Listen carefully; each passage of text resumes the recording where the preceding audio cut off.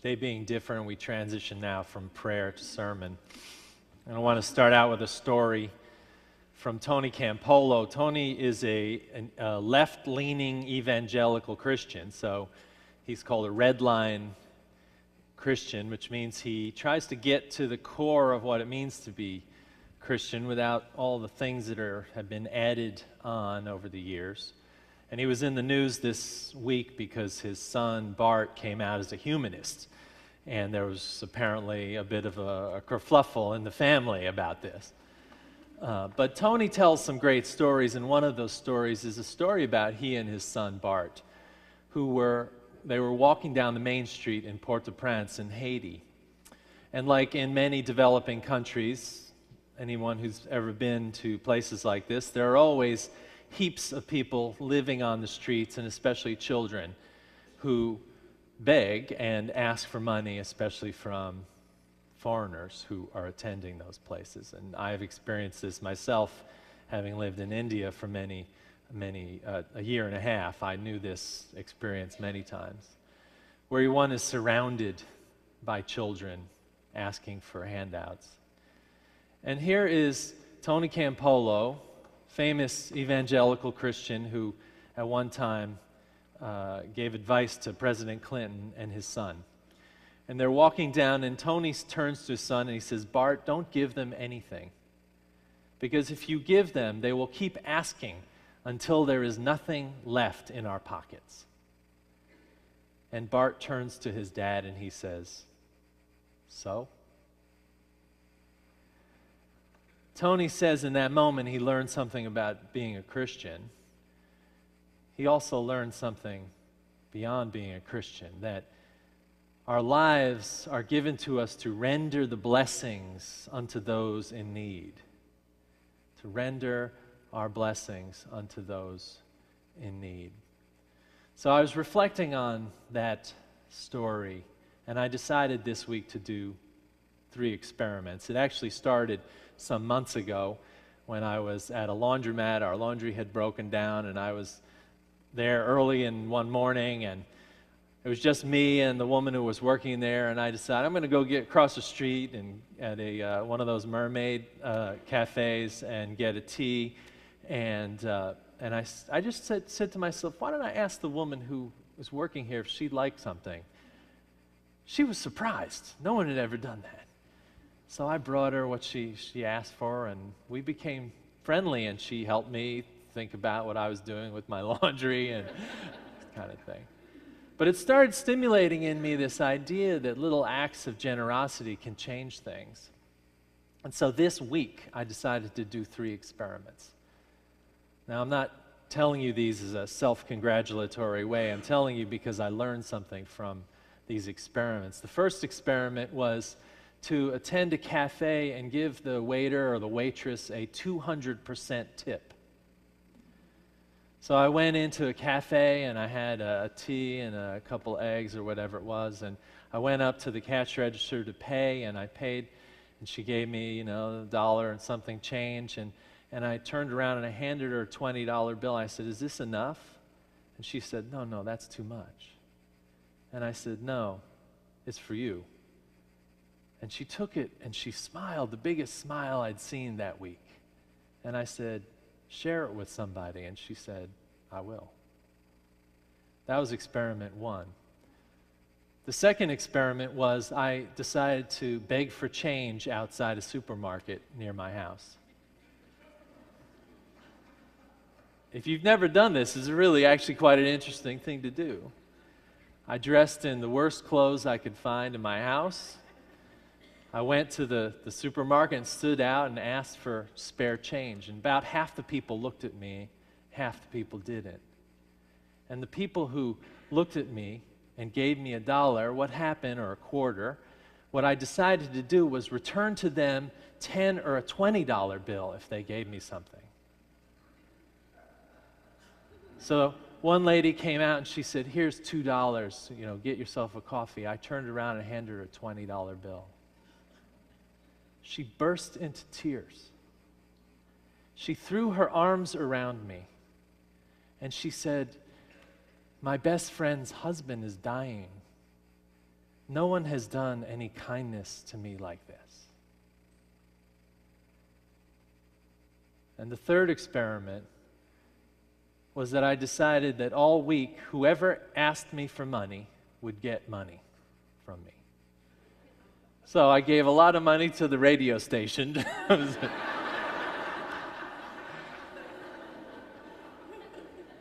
I gave some to a couple of candidates running for office. I thought my kids were going to ask me for money, but they didn't. No one knew about this. And by the way, this experiment ended this morning. So, for all the wise guys in the room.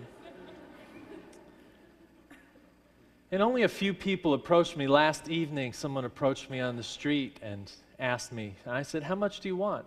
He said, "Oh, about $5. I said, "Sure." I said, "Here, help somebody else." He said, "Wow, my brother said that to me just yesterday." 3 experiments in generosity.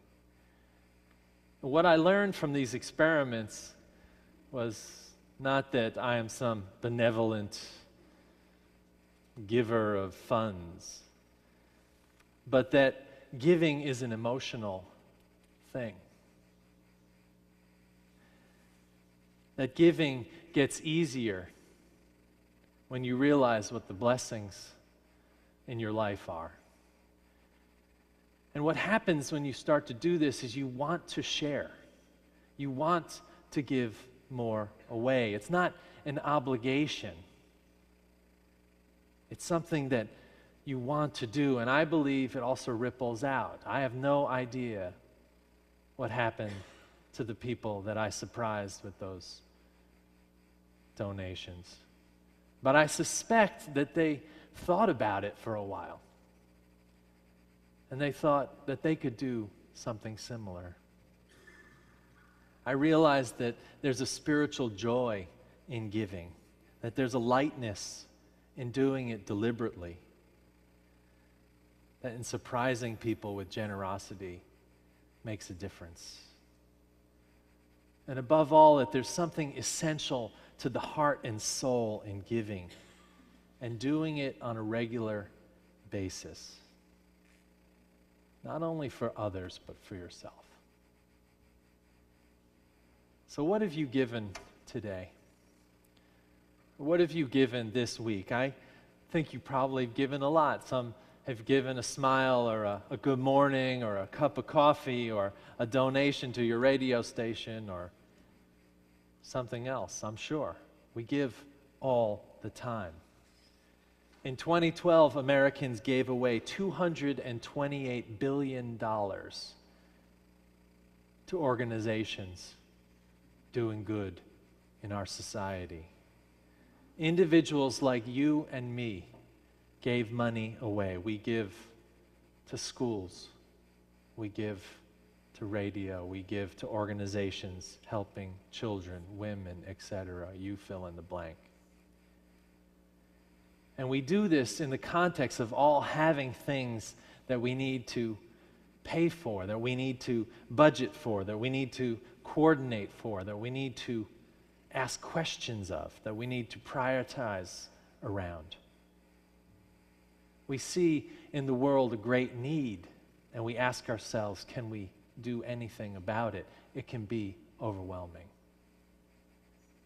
But the question is, how do you leverage what you have?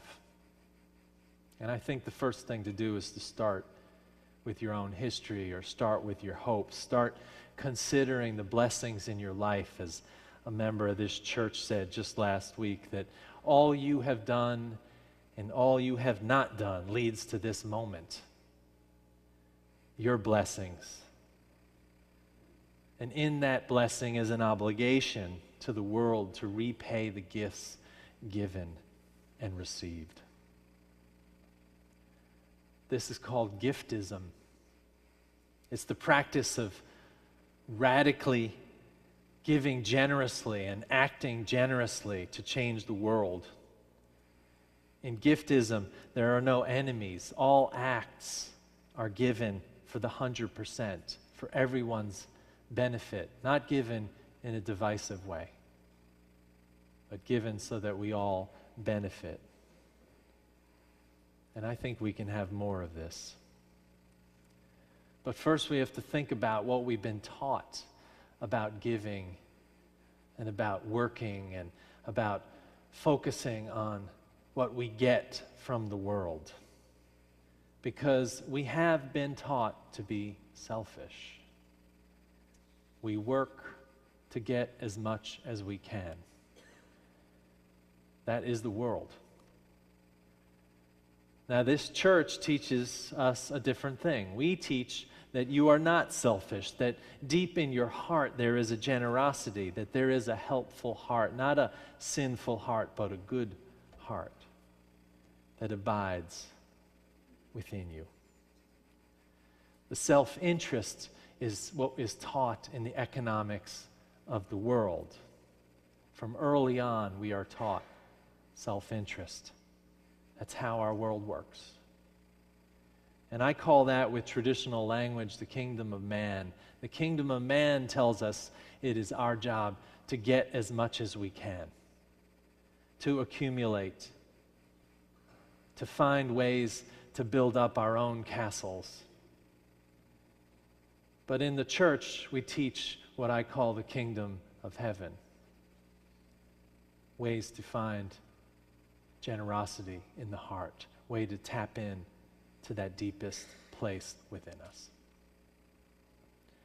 And it's not just the church that has been teaching this. There's a famous Buddhist story that I really love about a Buddhist monk. Now, you imagine a Buddhist monk has very little possessions. And in this story, the Buddhist monk is coming home from a journey, and he lives in a small home, and he comes upon a thief who's in his home rummaging around looking for something of value. And the thief isn't finding much, as you would guess, maybe a couple of utensils or something. And the Buddhist monk doesn't come in and call for the police and kick the guy out. What he says to the man is, he says, "You've come such a long way to be at my home. Let me send you off with something." And so the Buddhist monk takes off his robe and his clothes and stands naked before the thief and hands him his clothes. And the thief, probably not knowing really what to do, takes the clothes and leaves. But the monk walks out naked into the night sky and looks up at the moon and doesn't say, "How cold am I that I don't have clothes now?" He says, "Look at the beautiful moon. I wish I could have given the thief this moon."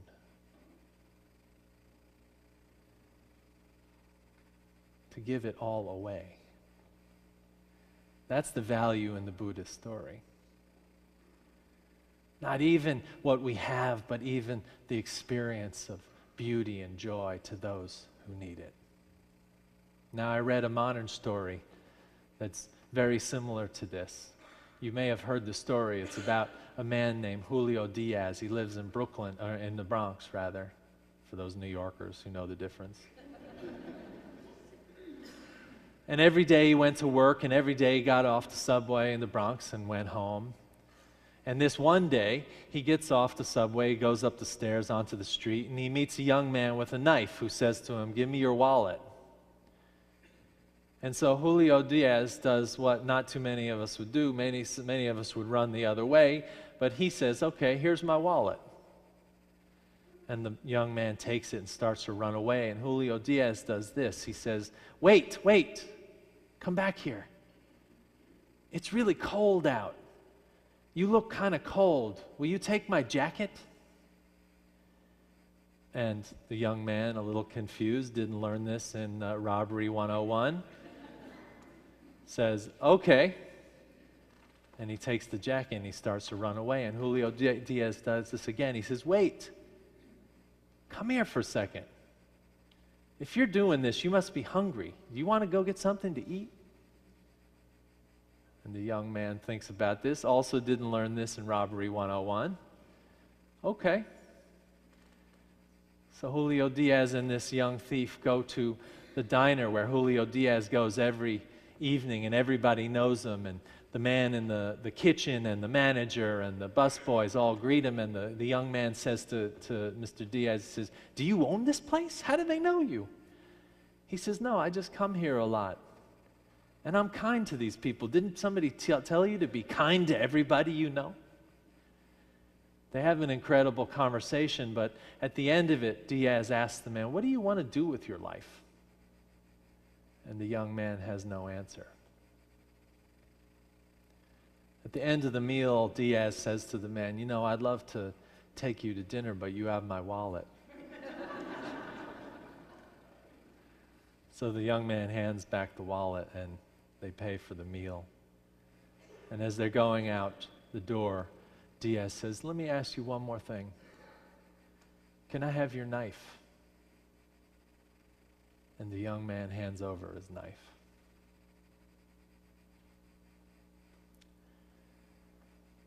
Generosity changes things. Generosity changes lives. It might have changed that young man's life. It might not have. We don't know. But at least for that moment it did. Generous acts change things. It's why I believe in the power of generosity, and I call it compassion capital, where we create a culture of compassion through gift. It's not what we get, but what we give.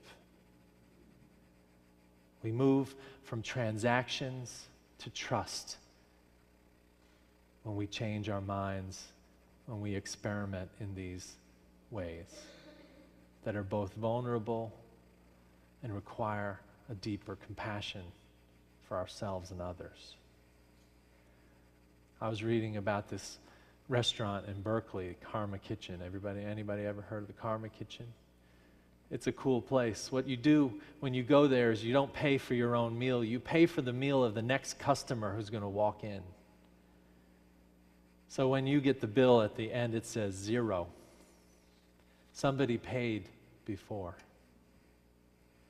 And that made me think of the church, because that's what it's like around here. When we pledge, when we donate, when we make this place happen, we pay for the people we will not know. We pay for the things that happen here that we will not experience. We pay for those moments that change lives. We move from scarcity to abundance when we engage the generative power of giving. Which brings me back to the church and what one might call the Sermon on the Amount.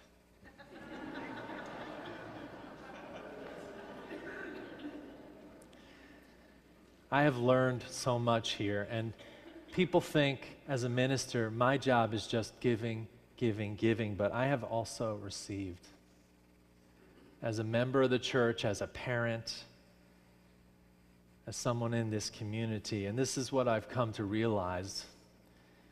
We are here because everything we do, we believe, comes from liberal religious values and a robust hope in humanity that changes lives for the better, that makes lives more compassionate, more generous, and more of service.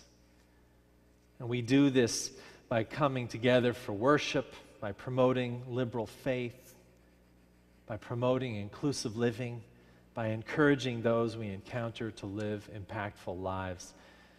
And the way we do this is we come each Sunday here to hear some words, to sing some songs, to make time for each other and fellowship, to encourage learning at the deepest level, to promote our message, to provide service opportunities here and beyond, and to walk together as a family.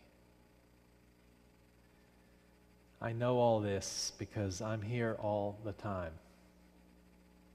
And I see you and the people come through this place, changed and changing.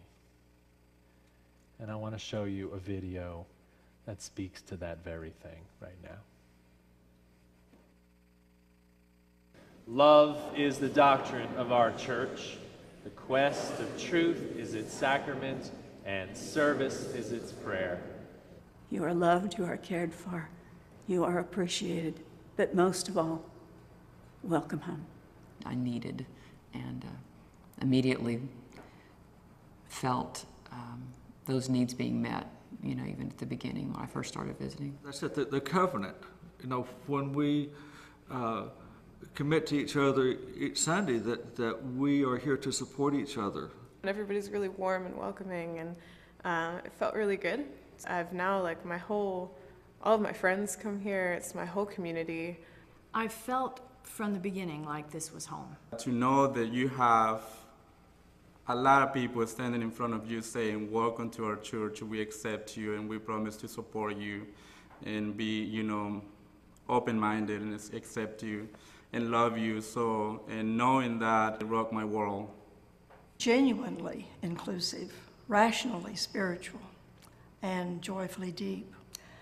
Well, when I sat with that, I realized that the church was telling me something, that this was a we experience. This is the together kind of love. We have a really involved community of young adults that are here. You understand that this is a place where they want you to participate, and they encourage it. The very first time that I knew that the church was right for me, I came here on Easter Sunday. And the reading first was a clip from Charles Bukowski. And then the second part was the book of Matthew. And that's when I said, okay, I'm home. I would say that one of the things I love best about being a member of the church and participating in various ways, it's a continual call to mindfulness. Asking questions that I didn't think I even needed to ask for so long, you know, about what is of real value to me. A space where people can talk freely and kind of share their diverse background, all with the common goal of trying to make the world a better place. It's part of the covenant just to have that freedom to seek truth, freedom to question, freedom to discover the meaning of life. And I was called to do a panel here a little while ago for our young adults, and I sat there as a 30-something, and there was a 70-year-old woman who sat there and spoke about her role in women's rights. And just sitting there and thinking to myself that this is what my faith means. This is faith in action. It's not just something that we talk about, but this woman who has similar beliefs to me also used that to motivate her life. A lot of the joy of life is looking toward the simplicity and being able to focus on the things that really mean the most to you. So we're very fortunate that we're able to focus on the church. I was teaching 5th and 6th grade for several years, and this year I'm teaching 4th and 5th. I was really surprised at what I learned and what I got out of it. Here I thought I was going to be giving a service to the church, and I hope I am. But I'll tell you what, every Sunday after I leave the classroom, I walk on air for the rest of the day. I feel so happy and I feel so good about what I'm doing. So I've mostly just been with the youth group and religious education here, and it's really just introduced me to this wonderful community of young people and advisors who really care about each other and who are just genuinely interested in each other's lives. I'm part of the church visitation team, and I love the idea of reaching out to people who have made this place a home. You hear people talk about the support they get from the church and from the church members, and you really don't understand it until it happens to you. A girl I hardly knew, we sat after service together, and she was telling me her story, and she started to cry. I was just like, I can be a part of that for somebody. So now I'm definitely asking what I can do and what I can bring to it. We can work with the homeless. We can work with food banks. We can work with immigration concerns. There are a lot of concerns that loving people can work together on without believing 100% of what the other person believes. People here are proactive about going out and doing things and being a community, not just with each other in the church, but also in the environment that we live in. Okay, you can't let it shine if you're looking in a book. Everybody knows this song. The next verse is building up a world. So close the hymnals, get your hands moving, get your bodies moving, and let's build up the world. Ready? Here we go. Build up the world.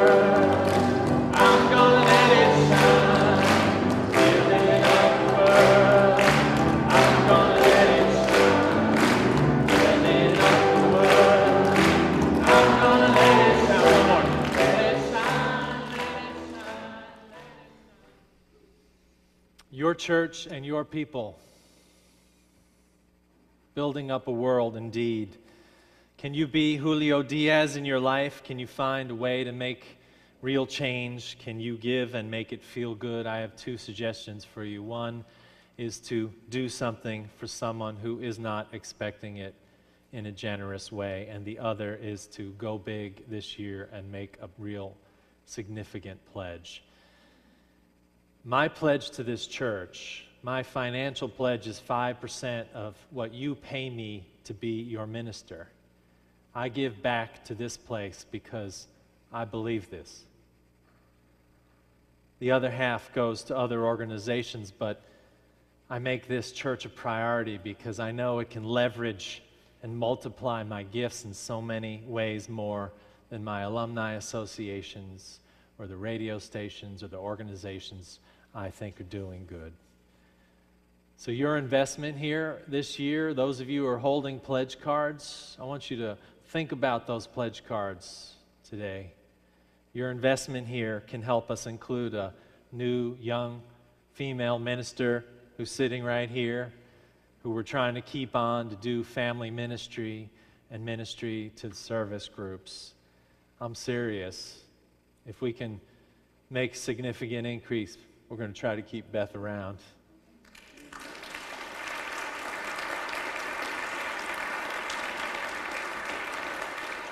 And it can increase the breadth and impact of our music and help us get our word out, and it can help give us a little breathing room with the staff who make so much happen.